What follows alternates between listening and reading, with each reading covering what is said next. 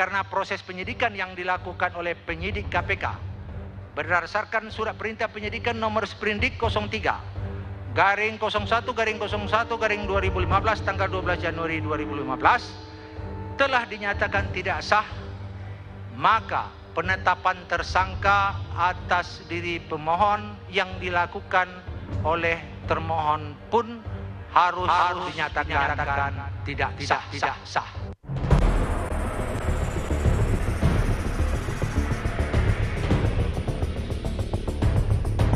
Putusan sidang pra-peradilan yang dibacakan Hakim Tunggal Sarpin Rizaldi di Pengadilan Jakarta Selatan seakan menjawab sebagian pertanyaan publik akan nasib Komjen Pol Budi Gunawan. Hampir selama 2 minggu sejak mengajukan pra-peradilan atas status tersangka yang menjeratnya, publik terus mengikuti perkembangan nasib Kepala Lemdikpol ini sebagai calon tunggal Kapolri yang diajukan Presiden Joko Widodo. Bagaimana tidak, Presiden seakan tersandra oleh putusannya sendiri mengajukan Budi Gunawan sebagai calon Kapolri pada 9 Januari lalu. Keputusan Presiden pun diamini Komisi 3 DPR yang segera menjadwalkan fit and proper test pada 12 Januari bagi mantan ajudan Presiden Megawati ini. Namun sayang, langkah Budi Gunawan sebagai Trunojoyo I harus terjegal. KPK menetapkan mantan Kepala Biro Pembinaan Karir Mabes Polri ini sebagai tersangka kasus dugaan penerimaan hadiah dan janji pada 13 Januari 2015.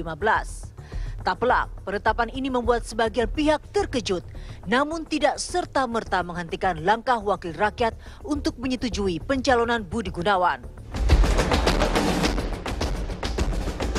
Ini membingungkan, kalau tidak dilantik Budi Gunawan, ya mengusulkan Kapolri baru, agak susah bagi kami parlemen untuk memilih, gitu loh. Karena kebiasaan dalam surat menyurat antara presiden dan parlemen, ya, minta persetujuan pengangkatan Kapolri baru dan minta persetujuan memberhentikan Kapolri lama. Nah, kalau Budi Gunawan tidak dilantik, tidak jelas statusnya, gimana caranya parlemen memproses, gitu loh. Menghormati putusan pengadilan,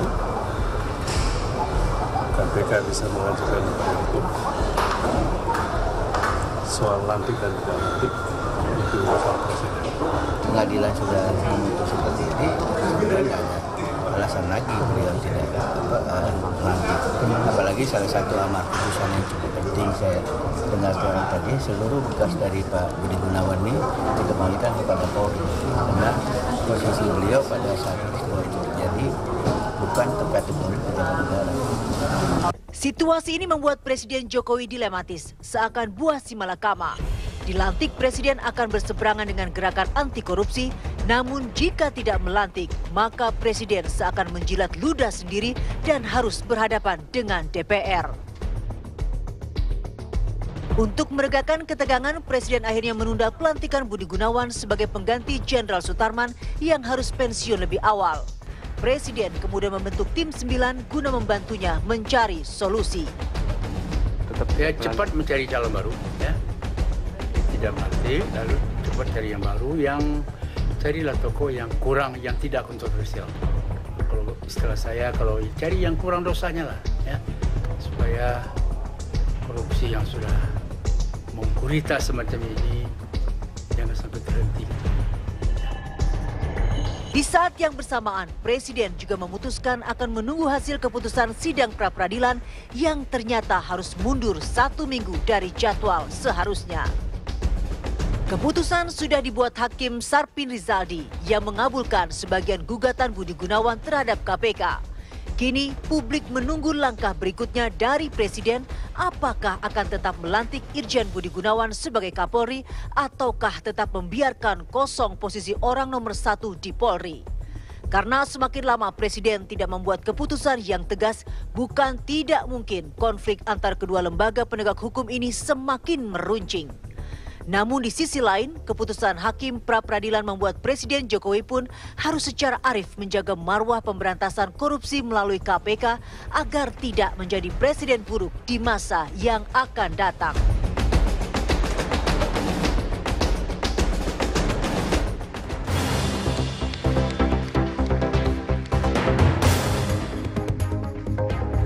Indonesia Lawyers Club malam ini hadir dengan tema Kapolri, Buah Si Malakama. Presiden Jokowi. Dan kini kita sambut Presiden Indonesia Lawyers Club, Karni Ilyas.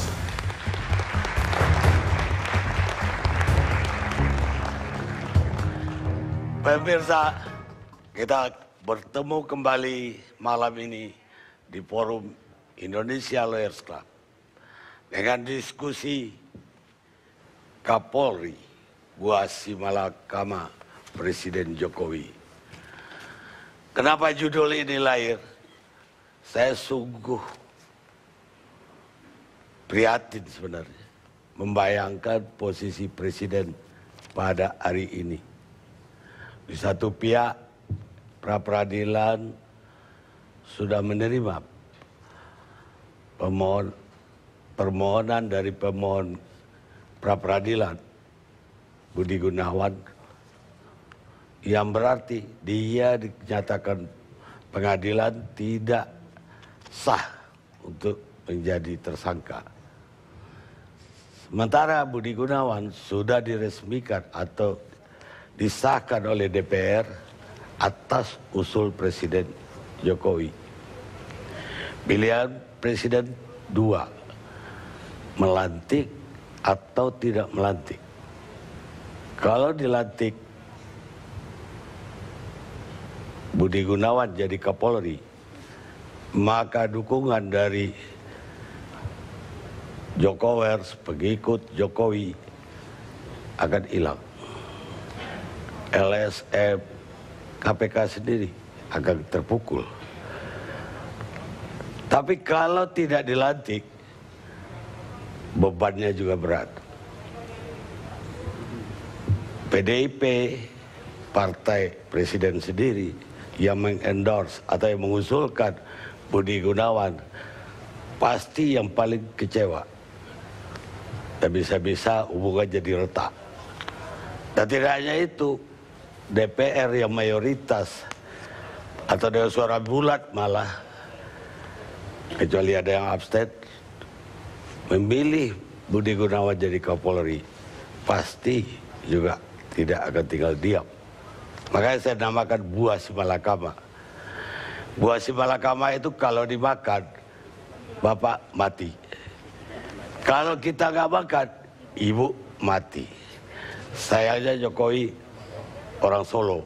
Kalau dia orang Padang, gampang gitu. Jual saja itu buah. Tapi sebelum wawancara kita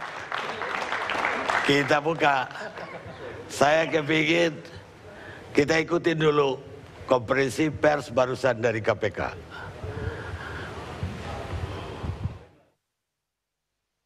Rekan-rekan media yang sudah setia selama ini terus mensupport dan memberi dukungan yang penuh terhadap Komisi Pemberantasan Korupsi. Kemudian juga yang saya hormati seluruh rakyat Indonesia dari Sabang sampai Merauke yang masih mencintai pemberantasan korupsi di negeri ini. Pada kesempatan ini, izinkanlah saya menyampaikan beberapa hal sehubungan dengan penetapan saya sebagai tersangka oleh Polda Sulselbar dalam perkara tindak pidana pemalsuan surat atau tindak pidana administrasi kependudukan. Pertama, saya perlu tegaskan bahwa sebagai warga negara yang baik, saya menghormati proses hukum ini. Meskipun dalam hati kecil saya tidak bisa menerima karena apa yang dituduhkan atau apa yang dipersangkakan kepada saya sama sekali tidak pernah melakukan dan sama sekali tidak mengetahui apa maksud tuduhan dan persangkaan ini. Oleh karena itu, saya ingin menjelaskan beberapa hal yang berkaitan dengan tuduhan serta persangkaan ini. Pertama, saya tegaskan bahwa saya tidak mengenal seorang wanita yang bernama Feryani Lim. Kemudian, saya juga tidak tahu persis tentang yang dituduhkan mengenai pemalsuan dokumen. Karena saya perlu jelaskan, alamat tadi yang disampaikan itu sejak tahun 1999 saya beralamat di rumah saya di Jalan Mapala. Oleh karena itu, secara pribadi saya bingung dengan kakak yang dimaksud, karena itu adalah ruko. Ya. Oleh karena itu, berdasarkan itulah tadi saya sampaikan bahwa sampai detik ini saya belum mengerti apa maksud tuduhan dan persangkaan yang dialamatkan kepada saya. Namun saya sadar, sejak dari awal saya sudah mendengar desas-desus bahwa saya dan Pak BW sudah menjadi target operasi. Ini saya sadar betul. Dan secara pribadi saya siap dan menghormati segala proses hukum. Seperti saya sampaikan sejak saya masuk ke KPK, bahwa saya sudah berkomitmen untuk mewakafkan seluruh jiwa raga saya untuk negara Indonesia yang saya cintai ini, agar supaya kelak suatu ketika generasi kita, anak cucu kita, mungkin yang pada akhirnya nanti kita tidak akan menikmati, tapi saya yakin pada suatu ketika apa yang dilakukan teman-teman KPK akan menghasilkan sesuatu yang luar biasa bagi negeri ini, yaitu negeri yang terbebas dari kejahatan-kejahatan korupsi. Oleh karena itu, apa yang saya alami ini merupakan resiko dari perjuangan panjang dalam memberantas korupsi. Walaupun saya sadar bahwa memberantas korupsi di negeri yang begitu masif tingkat korupsinya mungkin tidak mudah seperti kita membayangkan membalikkan telapak tangan. Tapi sekali lagi saya tetap berkeyakinan bahwa kebenaran nanti insya Allah akan muncul. Dan secara pribadi saya sudah menyerahkan sepenuhnya kepada tim lawyer saya yang ada, Pak Fikar, Pak Danang, Ibu Catherine dari Biro Hukum, untuk mendampingi saya dan melakukan langkah-langkah hukum yang lebih progresif agar supaya kasus yang menimpa diri saya ini pada akhirnya akan bisa dibuka secara terang benderang. Pesan terakhir saya persilahkan kepada saudara-saudaraku yang saya cintai, seluruh media massa dan seluruh rakyat Indonesia dari Sabang sampai Merauke, untuk marilah kita bersama-sama menilai tentang kasus ini. Semoga Tuhan Yang Maha Esa, Allah Subhanahu wa Ta'ala, tetap memberikan pencerahan kepada kita semua agar supaya kita bisa melihat kebenaran itu, walaupun kebenaran itu akan kita temukan di dalam kegelapan. Saya pikir untuk sementara itu yang saya sampaikan. Terima kasih. Wabillahi. Pak Sobat, pra peradilan mau. Saya sampai hari ini lagi berkoordinasi dengan tim lawyer saya untuk membahas lebih jauh langkah-langkah apa yang bisa ditempuh dalam waktu yang dekat ini dan waktu yang akan datang. Kalau soal pengunduran diri bagaimana, Pak? Saya pikir itu standar semua bagi seluruh pimpinan KPK dan tidak ada masalah dengan hal-hal itu. Pak Abraham, ini kalau Paknya dengan KPK mengusut kasus tertentu, khususnya kasus Komjen Budi Gunawan. Mungkin kita tidak bisa langsung menuduh seperti itu, tapi ada satu hal yang tidak bisa dibantah dan tidak bisa terbantahkan, bahwa penetapan seluruh pimpinan ataupun laporan-laporan pidana Ketua KPK Abraham Samad yang baru saja terjadi sebagai tanggapan atas penetapan dirinya sebagai tersangka pemalsuan surat oleh Polda Sulawesi Barat dan Selatan dan Barat pagi tadi. Dan kita akan mulai acara kita dengan penampilan seniman yang pertama kali kami perkenalkan, Kalik dan Indah Saraswati. Terima kasih. Terima kasih. Terima kasih Pak.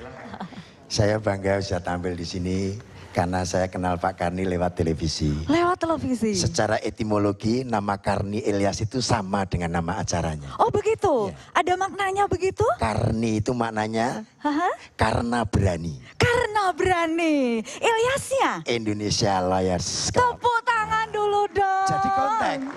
Kontak dengan acaranya ya? Karena Ilyas ini membuat acara ini memang karena berani untuk membawa Indonesian Liars Club. Bukan liar loh ya, tapi lawyers.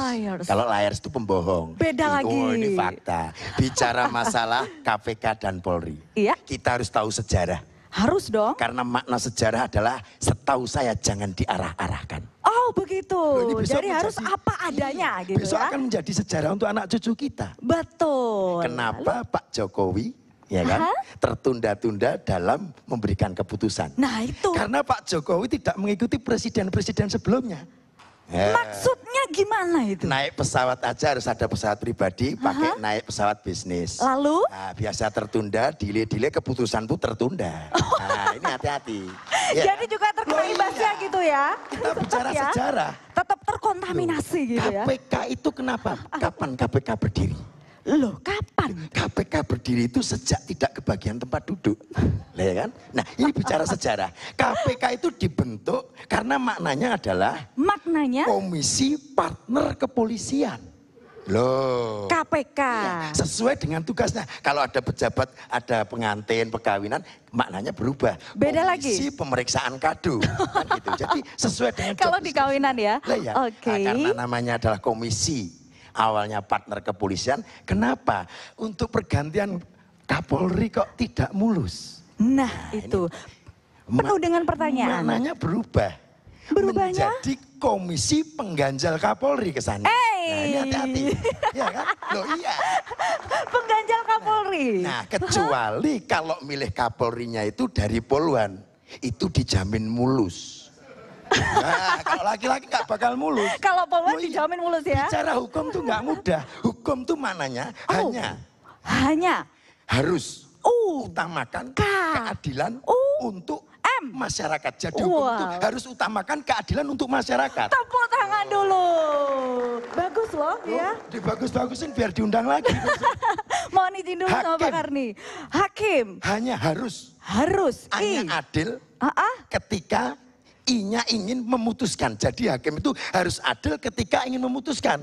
Bukan hakim itu hubungi aku kalau ingin menang, ini bahaya. Ya kan? Betul. Dibuat seperti itu. Setuju. Iya, ada undang-undang dasar. Ada undang-undang dasar. Di dalamnya ada pasal-pasal. Kenapa dibuat pasal-pasal? Karena apa itu? Dibuat pas tidak asal-asalan. Karena dibuatnya pas tidak asal-asalan. Ada ayat aturan yang tertuang. Betul. Jelas. Jadi kita nggak main-main. Yang jelas moga-moga semuanya berjalan dengan baik tanpa ada salah satunya yang tidak cocok atau kecewa itu tidak pas. Ya kan? Itu pesan kita aja. Harapannya itu ya tentunya ya. Jelas. Ya kan? Saya sama Pak Karni itu teman lama. Oh teman lama? Loh satu kelas. Oh satu kelas? Di kereta. Di kereta? Dulu prosesnya sama, dia menjadi presiden Beliau Indonesian menjadi Liars presiden Club. Liars Club. Kalau saya dulu Wapres. Wapres? Republik Plesetan. Di Republik Plesetan. Iya, tapi saya nggak cita-cita loh Wapres itu dulu. Oh nggak cita-cita, lalu? Saya jadi Wapres itu cuma hobi. Iya, hobi. Karena datangnya beda. Kalau Wapres beneran, datang diantar sama Pas Pampres. Nah, kalau Anda? Pas Pampres. Iya, loh. Jangan disepelekan, Pas Pampres dan Pas Pampres itu ada persamaannya. Oh ya? Loh, sama-sama mengamankan. Oh, lalu perbedaannya apa nih? Perbedaannya kalau Pas Pampres itu disiplin, Pas Pampres diselipin. Itu. Oke, kita nyanyi dulu. Masih banyak nanti yang tamu-tamu, kita lihat nanti bagaimana serunya acara. Wah, ya harus seru itu ya. Pastinya seru. Yo, music. Ayo teman-teman. Bisa sambil tepuk tangan. Papat gulipat, Pak Jokowi dibilang lambat. Papat gulipat, Pak Sarpin dibilang tersesat. Papat gulipat, Pak Budi kini selamat. Papat gulipat, tak perlu lagi berdebat. Berat bebannya jadi pejabat.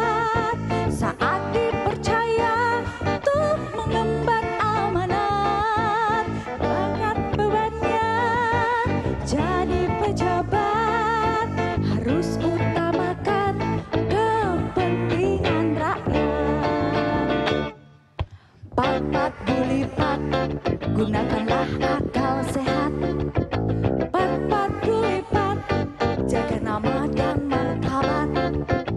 Pat gulipat, ingat balasan akhirat. Pat gulipat, bila tak ingat bisa kualat. Pat gulipat, pat gulipat, pat gulipat, bersaing secara sehat. Terima kasih Pak Karni. Terima kasih. Terima kasih Mas Kelik dan Mbak Indah Saraswati. Itulah debut pertama beliau di ALC. Mudah-mudahan jadi populer karena ini. Kita mulai diskusi kita. Saya mau ke, Anda panggil siapa tadi? Mami. Ke Ibu Nur Sahbani Kaca Sungat. Apa reaksi atau katakanlah tanggapan pertama dari